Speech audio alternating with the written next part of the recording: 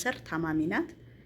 የምትገኘው ደግሞ ቪዲዮዋን አስቀምጥላችኋለሁ፣ እዩት። በጣም የሞጮኛ ነበረኝ ከልጁ ጋር ደግሞ ፍቅር ምስጥ ባረገኝ ሰዓት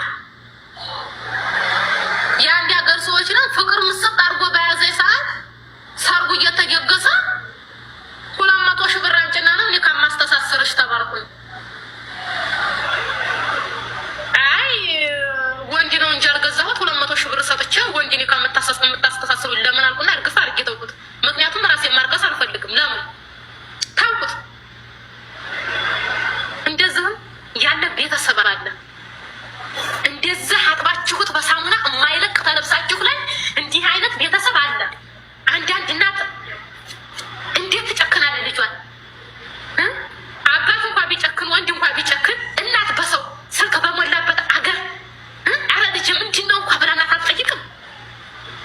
እናት ማለት ለእኔ ምንም መስሎ አይታየኝም። ምንም መስሎ አይታየኝም። እናትና አባቶችን ተቀበልኩኝ። አመታት አልፈዋል። 6-7 አመት አልፈዋል። ለእኔ እህትም የለኝም። እህት አሳልፋ አሳግታ አሰቃይታ ሚዲያ ላይ የምታስወጣ ማለት የለችኝም። ስስቅ ስጨፍር ስሰርጉኝ ውስጤንን የማልቆጣጠረው ለዝም ብዙ ስቃይ አለብኝ፣ ብዙ ነገር አለብኝ። እህታችሁ ጥፋት አጥፊ ላጠፋ እችላለሁ። አላጠፋም አይደለም፣ ታጠፋሁኝ። እርምጥ አርጋ ይዛ መክራብ ገርፋ ብልከኝ ችግር የለውም።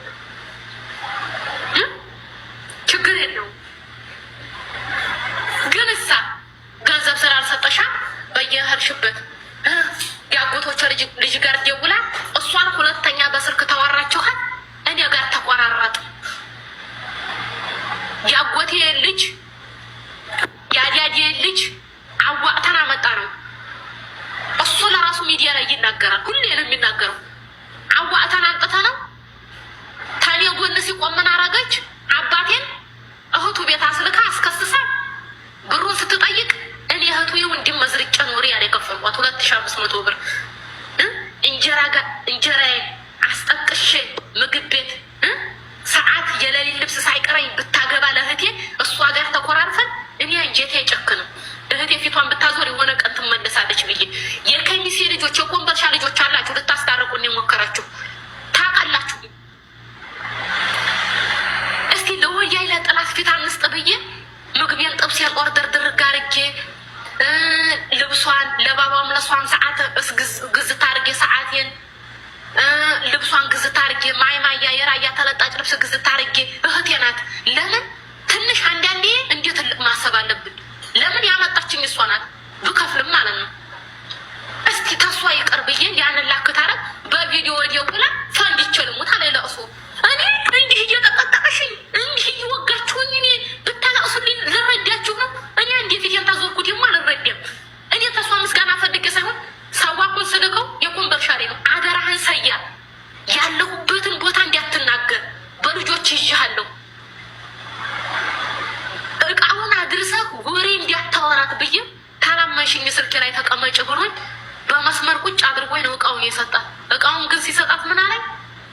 የት ነው ያለችው? እኔ በክፉ አይደለም እፈልጋታለሁ፣ ስጋዬ ናት። ያለችበትን ቦታውን ብቻ ለኬሽኑ እንደው በአላህ ስጠኝ እያለ ትታገለዋል። ለማስያዝ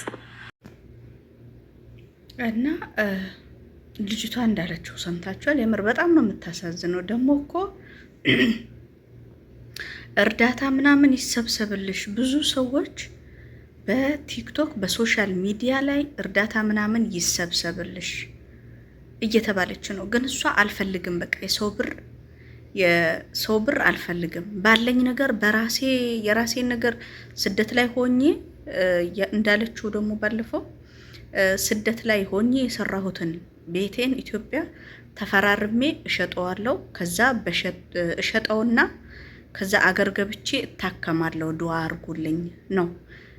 ለምን እርዳታ አልፈልግም እንዳለች እኔ ግራ ነው የገባኝ። ብዙ ሰዎችም ደግሞ እየለመኗት ነው። ወደ ሶሻል ሚዲያ እርዳታ ይሰብሰብልሽና ያለሽን ነገር ይቀመጥልሽ፣ ከዛ ታከም እያሏት ነው። ግማሹ ደግሞ በጣም ብዙ ሰዎች እየለመኗት ነው። በነገራችን ላይ ግን ለምን አልፈልግም እንዳለች አላውቅም። የምር የሰው በቃ ምን ልበላችሁ ውስጧ በጣም ተሰብሯል። አይገርምም? እንግዲህ ያስባችሁታል። በገዛ ቤተሰቧ በገዛ እህቴ አሳገተችኝ ነው ያለችው። አሳገተችኝ የገዛ እህቷ አስባችሁታል። በእናት በአባት በዛ ላይ ስደት ሆናችሁ ያ ምንድን ነው የመጣባት በልጅቷ ብር ስላልሰጠች ነው። ብር ስላልሰጠቻቸው እንደገና ደግሞ ምንድን ያለችው እንደውም ብዙ የተናገረቻቸው በቃ ለመስማት የሚሰቀጥጡ ቪዲዮዎች አሉ። ልክ ካንሰሩ እንደያዘኝ ደውዬ ለአባቴ አባዬ እኔ ካንሰር ታማሚ ሆኛለሁ ስለው የምን አባሽ ካንሰር ነው? ለምን ቫይረስ ድፍት አያረግሽም አለኝ።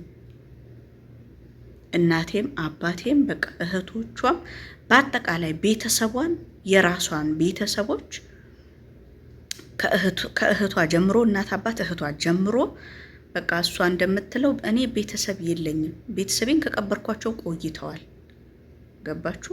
ያ ምንድን ነው እንግዲህ ያስባችሁታል። ስደት ላይ ሆና እየሰራች ሁሌ እየሰራችሁ ገንዘቡን ለነሱ ካልሰጣችሁ ወይም ደግሞ ገንዘቡን የምታገኙትን ገንዘብ ለነሱ ከሰጣቻቸው ገባችሁ? ሰላም አለ ማለት ነው። አሁን ልጅቷ እንደተረዳ ነው እንደምታወራው ያው ገንዘብ በቃ ገንዘብ ስላልሰጠች ነው ይሄ ሁሉ እየመጣባት ያለው ማለት ነው።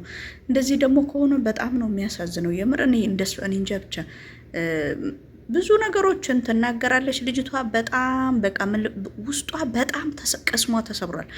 እዚህ ላይ ራሱ ሆኜ ልታከም የሚፈርምልኝ ሰው አጥቻለሁ እያለች ነው።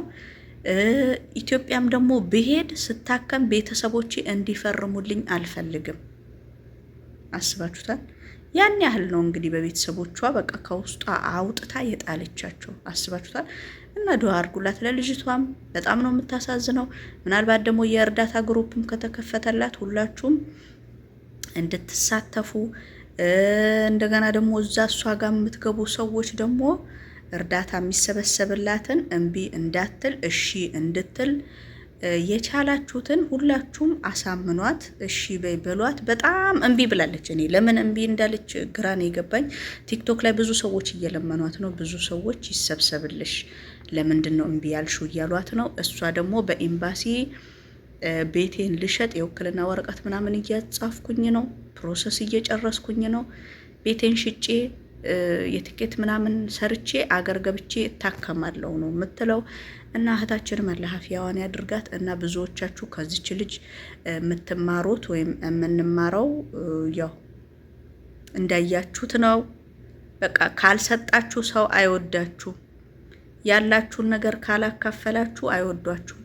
ግን ያ ማለት ደግሞ ሁሉም ቤተሰብ አይደለም። እኔ እንጃ ብቻ በቃ ምን ልበላችሁ፣ ሁሉም ቤተሰብ እንደዛ ነው ማለት አይቻልም። ያው አሉ በቃ እንደዚህ አይነት ቤተሰቦች በብዛት በተለይ በአሁኑ ሰዓት በቃ ሰው ከጥቅም ጋር የተያያዘ ነው። ጓደኛችሁ ራሱ በቃ ምን ልበልሽ ካልሰጣችሁ፣ ያላችሁን ነገር ምን ካላላችሁት፣ እሽሩሩ ካላላችሁት በቃ አይወዷችሁም፣ አይፈልጓችሁም። ሁሉም ሰው ዘመድና ቤተሰብ ብቻ ሳይሆን በቃ ሁሉም ሰው ከጥቅም ጋር ሆኗል። በአሁኑ ሰዓት በጣም ነው ጊዜው የሚያስፈራው እንግዲህ